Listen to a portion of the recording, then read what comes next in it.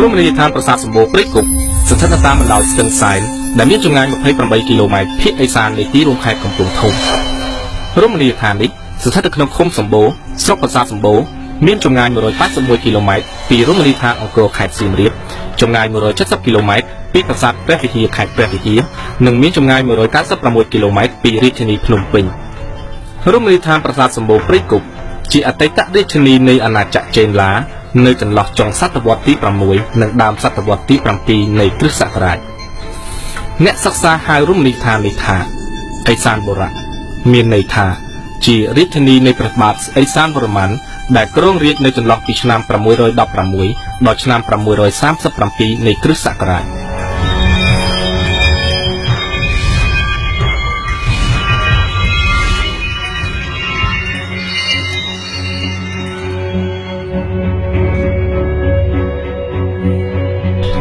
អ្នកសិក្សាស្រាវជ្រាវបានចុះបញ្ជីប្រាសាទនិងរចនាសម្ព័ន្ធសំណង់ប្រាសាទចំនួន291ក្នុងតំបន់រមណីយដ្ឋានប្រាសាទសម្បូរព្រៃគុកដែលមាន4ក្រុមធំៗគឺប្រាសាទរបងរមាសប្រាសាទរណបកំពែងក្រុងនិងក្រុមប្រាសាទសំខាន់3ប្រាសាទសម្បូរប្រាសាទយាយពាន់និងប្រាសាទតោក្រុមប្រាសាទទាំងនេះសាងសង់ឡើងដើម្បីឧទ្ទិសដល់ព្រហ្មញ្ញសាសនា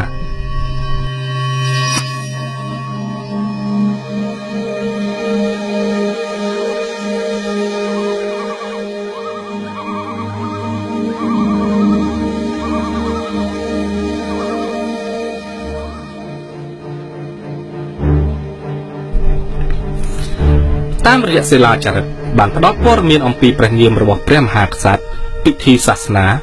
ការបរិច្ឆេទនៃការសាងសង់ប្រាសាទអ្នកបម្រើប្រាសាទនិងរាជធានីជាដើម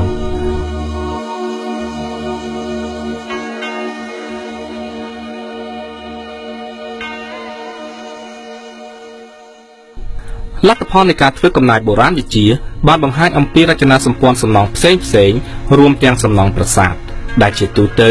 មានប្រាង្គសំខាន់នៅចំកណ្ដាលអមដោយប្រាសាទតូចៗមានកំពែងព័ទ្ធជុំវិញកសិណនិងស្រះ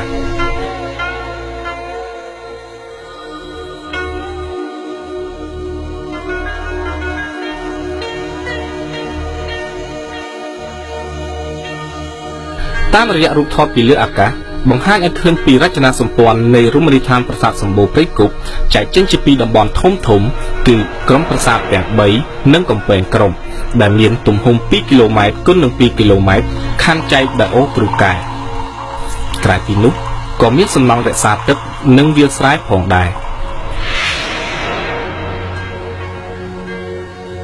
ទម្រង់ស្ថាបត្យកម្ម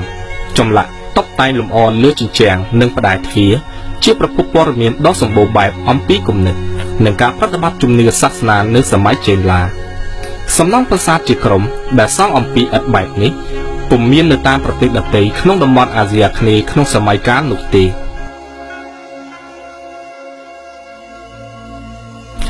តាមរយៈភាពសម្បូរបែបនៃការតុបតែងលម្អនៅលើផ្តែរទ្វារសសរពេជ្រនិងបដិមាដែលមាននៅក្នុងតំបន់នេះទើបអ្នកសិក្សាបានកំណត់ថាជារចនាបថសម្បូរព្រៃគុកនៅដើមសតវត្សទី7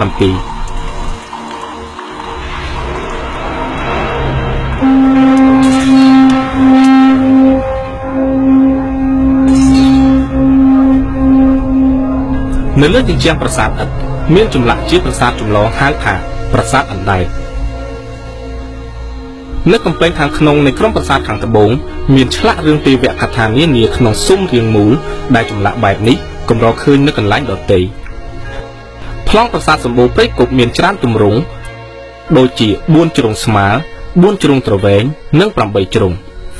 ចំពោះប្រាសាទរាង8ជ្រុងមានលក្ខណៈពិសេសស្ទើរគ្មាននៅក្នុងតំបន់អាស៊ីក្នុងសម័យកាលដូចគ្នានេះទេ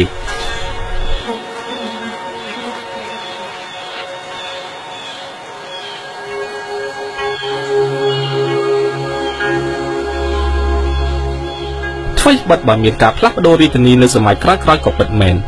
ប៉ុន្តែឦសានបុរៈពុំបានបោះបង់ចោលទាំងស្រុងនោះទេជាក់ស្ដែងប្រាសាទតោស្ថិតនៅក្នុងក្រុមកណ្ដាលប្រហែលសាងសង់ឡើងនៅដើមសម័យអង្គរក្នុងរាជព្រះបាទជ័យវរ្ម័នទី2 ចំណែកសសរពេជ្រវិវត្តពីមូលមក8ជ្រុងក្រៅពីនោះនៅលើផ្ដៃទ្វារមានការតុបតែងលម្អតាមរចនាបថនៅសម័យក្រោយៗដែលជាស្នាព្រះហស្ថរបស់ព្រះមហាក្សត្រសម័យអង្គរឥសានបុរៈប្រហែលនៅតែជាមណ្ឌលសាសនាសិល្បៈ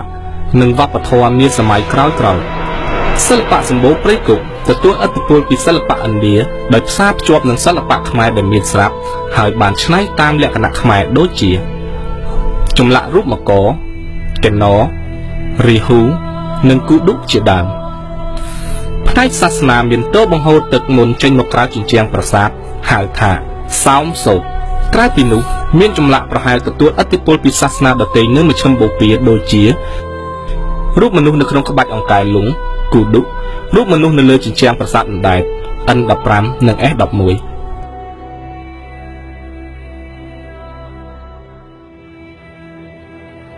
ចម្លាក់នៅលើផ្ដៃទ្វារ N21 បញ្ជាក់ថាទីនេះក៏មានការប្រតិបត្តិព្រះពុទ្ធសាសនាផងដែរ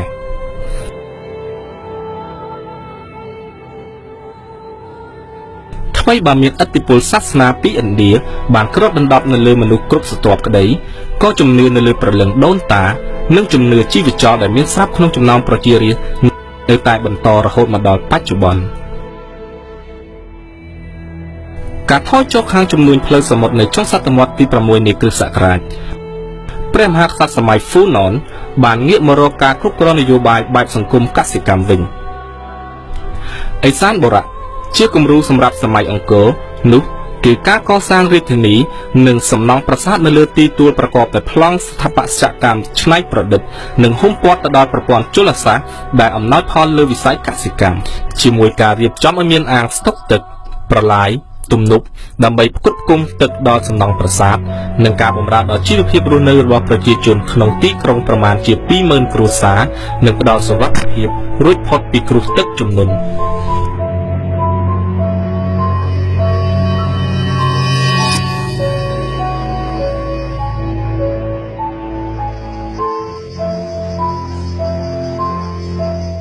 នៅក្រោយសម័យអង្គររមណីយដ្ឋានប្រាសាទសម្បូរព្រៃគុកត្រូវបានបោះបង់ចោលមួយរយៈនៅដើមសតវត្សទី20រមណីយដ្ឋានប្រាសាទសម្បូរព្រៃគុកត្រូវបានសិក្សាស្រាវជ្រាវនិងអភិរក្សដោយជំនាញការបារាំងការងារអភិរក្សរមណីយដ្ឋានប្រាសាទសម្បូរព្រៃគុកត្រូវបានអាក់ខានអស់រយៈពេល3ទសវត្សរ៍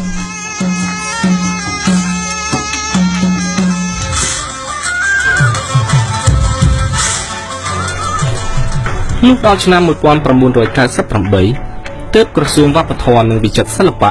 បានចាប់ផ្ដើមការស្ដារនិងការអភិរក្សរមណីយដ្ឋានប្រាសាទសម្បូរព្រៃគុកឡើងវិញបន្ទាប់មកនៅឆ្នាំ2004ក្រសួងវប្បធម៌និងវិចិត្រសិល្បៈបានសហការជាមួយសាកលវិទ្យាល័យបាសេដានៃប្រទេសជប៉ុនដោយធ្វើការសិក្សាស្រាវជ្រាវចុះបញ្ជីសារពើភ័ណ្ឌនិងអភិរក្សអតីតរាជធានីដ៏សំខាន់មួយនេះឲ្យប្រសើរជាងមុនមិនតែប៉ុណ្ណោះក្រសួងវប្បធម៌និងវិចិត្រសិល្បៈបានបង្កើតសហគមន៍ដើម្បីចូលរួមក្នុងការងារជួសជុលប្រាសាទការធ្វើកំណាយការការពារនិងការផ្តល់សេវាទេសចរណ៍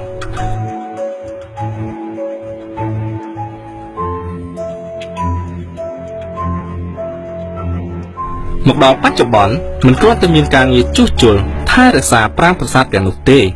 ប៉ុន្តែថែមទាំងរក្សាឲ្យមានតុល្យភាពនិងលំនឹងនៃការងារជួសជុលស្របតាមគោលនយោបាយជាតិស្តីពីវិស័យវប្បធម៌ដែលជាចក្ខុវិស័យអភិរក្សនិងអភិវឌ្ឍវប្បធម៌ជាតិដើម្បីរួមចំណែកអភិវឌ្ឍសេដ្ឋកិច្ចសង្គម